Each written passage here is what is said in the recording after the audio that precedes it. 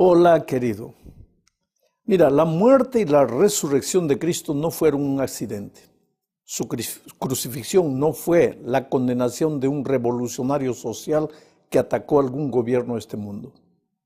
Jesús había venido al mundo a morir para salvar al ser humano.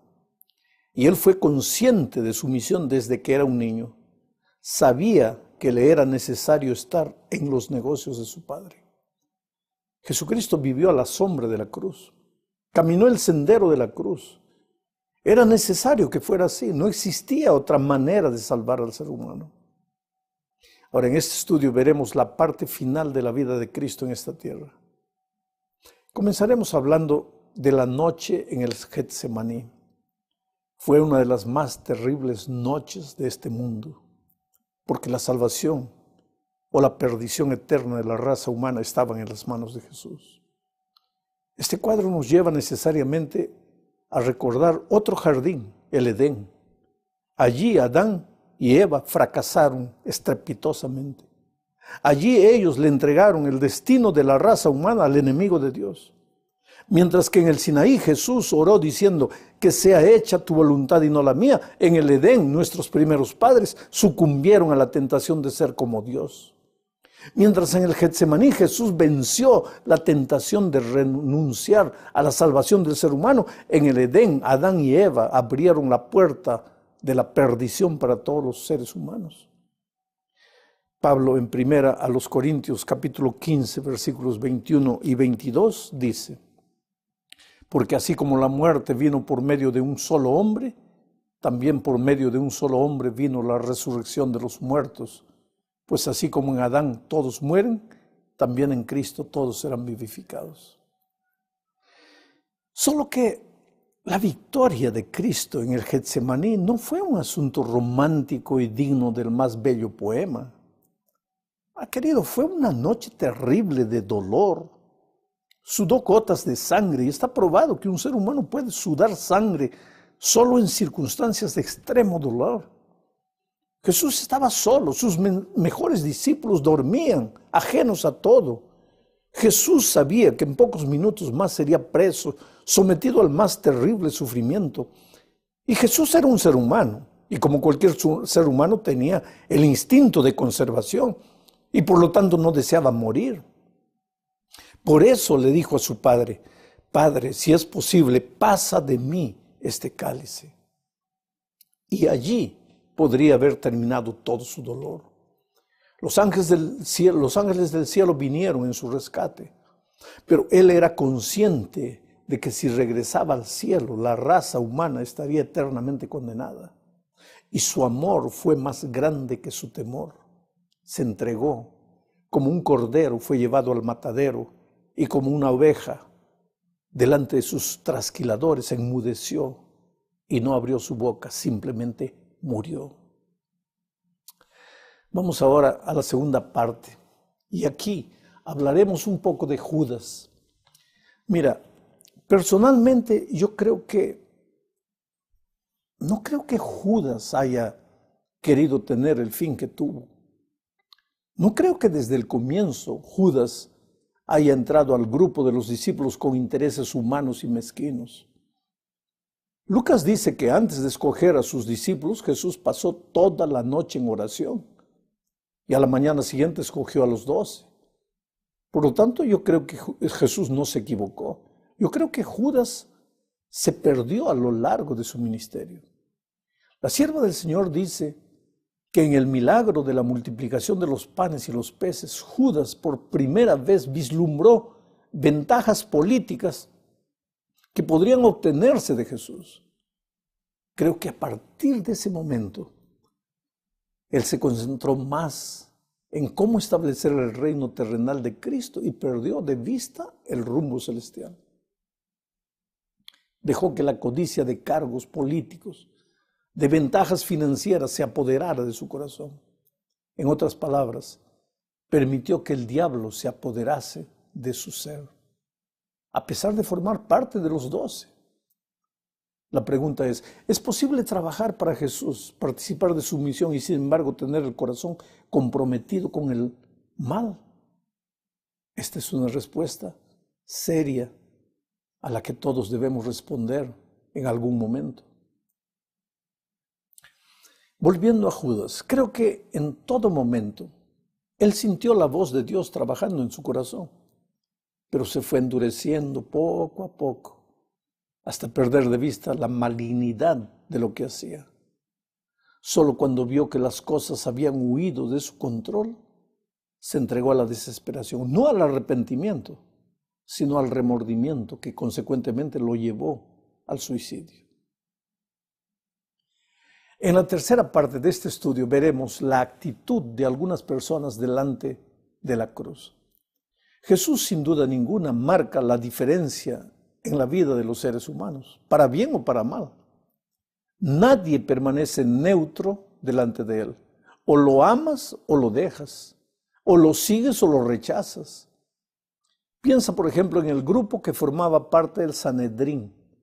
Jesús les dijo al ser preso: todos los días he estado con ustedes en el templo y no me pusieron las manos encima, pero esta es la hora de ustedes, la hora del poder de las tinieblas. Sabes, querido, el Sanedrín era la corte suprema de los judíos en los tiempos de Cristo. Su misión era administrar justicia interpretando la ley. De acuerdo con una antigua tradición, tenía 71 miembros que realizaban el trabajo de los 70 ancianos que ayudaban a Moisés en la administración de la justicia en el Antiguo Testamento. El problema con los miembros del Sanedrín es que por más conocedores de la ley y del Antiguo Testamento que fueran, no conocían o no deseaban conocer las profecías que anunciaban la llegada del Mesías como un niño humilde nacido en un pesebre. Jamás aceptaron a Jesús. Lo observaban con atención para ver si le encontraban algún error a fin de llevarlo a la corte donde ellos lo condenarían. Pero nunca tuvieron motivo para hacerlo. Pero ahora les había llegado la oportunidad. Todos los que no se entregan a Jesús bajo el pretexto de estoy analizando, estoy pensando, corren el peligro de irse al otro lado en algún momento. Otro personaje triste en esa semana trágica de la muerte de Cristo es Pilato. Pilato podría haber aceptado a Jesús. Su corazón le decía que Jesús no era un ser humano común. Su propia esposa le dijo que Dios le había dado un sueño pidiéndole que no hiriera al santo del Señor. Pero su deseo de popularidad fue más grande. No pudo renunciar a la fama de este mundo y dejó de tomar la más grande decisión de su vida. ¿Serás tú uno de aquellos que todavía no se entrega a Cristo porque no quiere perder los aplausos, la gloria, la fama que el mundo da? Bueno, otro personaje es Herodes, el representante romano en Judea. Lucas 23:8 dice lo siguiente, mira. Herodes se alegró mucho al ver a Jesús, pues hacía tiempo que deseaba verlo, ya que había oído hablar mucho acerca de él y esperaba verlo hacer alguna señal. Interesante. El interés de Herodes en Cristo no era auténtico, solo quería ver algún milagro que Jesús hiciera. Como si el camino de la fe fuera un desfile de espectáculos. Al no lograr lo que quería, envió a Jesús de vuelta a Pilato. Ahora, Lucas 23:12 dice que antes de ese día, Pilato y Herodes estaban enemistados entre sí, pero ese día se hicieron amigos. Aves del mismo plumaje se juntan y los dos se perdieron. Los dos tuvieron la oportunidad de rendirse a Jesús, pero se perdieron. Finalmente, veamos la reacción de los dos ladrones que fueron crucificados con Jesús. Los dos tenían la misma historia de pecado, pero el futuro de ambos fue diferente porque en la hora de la decisión, uno de ellos decidió continuar en el pozo de amargura, mientras que el otro aceptó a Jesús como su Salvador. Yo te pregunto a ti, ¿qué harás con Jesús llamado el Cristo? ¿Lo aceptarás o te mantendrás indiferente? En la cuarta parte de este estudio veremos la importancia de la resurrección de Cristo. Las mujeres llegaron temprano al sepulcro y la tumba estaba vacía. Jesús había cumplido su misión en esta tierra. Había muerto para pagar la deuda del ser humano. Había muerto nuestra muerte. No tenía nada más que hacer en la tumba. El sepulcro no tenía más poder para aprisionarlo. Jesús resucitó para sellar nuestra victoria sobre la muerte. Pablo dice en 1 Corintios, capítulo 15, versículo 14, lo siguiente: y si Cristo no resucitó, nuestra predicación no tiene sentido, y tampoco tiene sentido la fe de ustedes.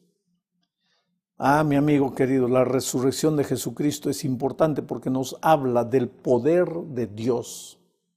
Creer en la resurrección es creer en Dios. Si Dios existe y si Él creó el universo y tiene poder sobre Él, entonces Él tiene poder de levantar a los muertos. Si Él no tiene tal poder, pues no es Dios. No es Dios digno de nuestra fe y adoración. Solo Él, que creó la vida, puede resucitar después de la muerte. Solo Él puede revertir la atrocidad que es la muerte. Y solo Él puede quitar el aguijón que es la muerte y dar la victoria sobre la tumba.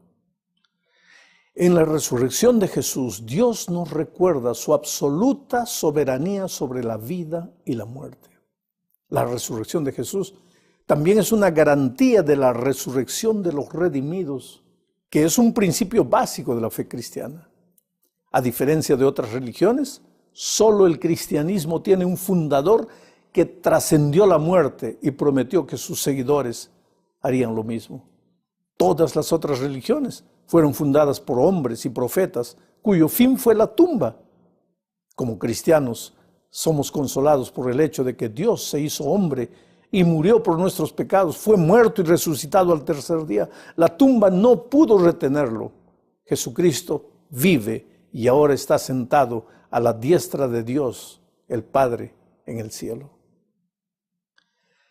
Llegamos al fin de este estudio hablando de los discípulos que se dirigían a Emaús después de la resurrección. Mira, a lo largo de los 3 años de ministerio, Jesús había tratado de enseñarles una y otra vez la naturaleza espiritual de su reino y ellos siempre creyeron que le habían entendido. La realidad, sin embargo, era dolorosamente cruel. Ellos jamás habían entendido. Por eso, al morir Jesús, los discípulos se sintieron frustrados, derrotados y tristes. Sus expectativas políticas habían llegado al fin. El reino de los cielos, entre comillas, para ellos era un reino que no había pasado de una ilusión. Y aquel domingo, mientras los dos retornaban a Emaús con sus esperanzas frustradas, uno de ellos era Cleofas. Cleofas, exactamente él, sin conocerlo, le dijo al propio Jesucristo lo que está registrado en Lucas 24, 18 al 21. ¿Eres tú el único forastero en Jerusalén que no has sabido las cosas que en ella han acontecido en estos días? Entonces él les dijo, ¿qué cosas? Y ellos le dijeron, de Jesús Nazareno, que fue varón profeta, poderoso en obra y en palabra delante de Dios y de todo el pueblo, y cómo le entregaron los principales sacerdotes y nuestros gobernantes a sentencia de muerte, y le crucificaron. Pero nosotros esperábamos que Él era el que había de redimir a Israel. Y ahora, además de todo esto, hoy ya es el tercer día que esto ha acontecido. ¿Por qué las palabras de Cleofas estaban tan cargadas de pesimismo? Nosotros esperábamos que Él era el que había de redimir a Israel. Dijo entristecido, pobres discípulos. Habían mal entendido lo que era el reino de Dios. La redención que Jesús les había prometido estaba en plena acción. Era esa la razón por la que el Señor Jesús había aceptado la muerte de la cruz, y ellos pensaban que Jesús les había fallado. Habían sido reprobados en el examen final. Pero Jesús nunca desecha a los que fracasan. Él es el Dios de las oportunidades, siempre dispuesto a dar una página en blanco para escribir una nueva historia. Por eso aquella misma noche Jesús apareció ante los discípulos escondidos, dominados por el miedo, con las puertas trancadas, y les confirmó la misión. Los discípulos, después que se dieron cuenta cuando Jesús desapareció en el momento de la oración en la cena, y ellos se dieron cuenta que el que los había acompañado por el camino de Emaús era Jesús, ellos dijeron: ¿no ardía nuestro corazón cuando escuchábamos sus palabras? Y efectivamente, no hay corazón que no deje de arder cuando escuchamos las palabras de vida eterna. Oh querido, que Dios te bendiga, que tu vida sea una vida de victoria, de triunfo. Ha sido muy bueno estudiar todo este tiempo lo que Lucas habla acerca de la vida de Cristo.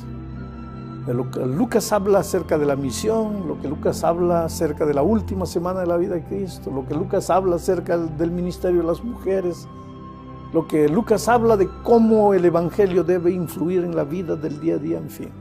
Creo que todos hemos crecido al estudiar lo que Lucas habla acerca de Jesucristo. Que Dios te bendiga.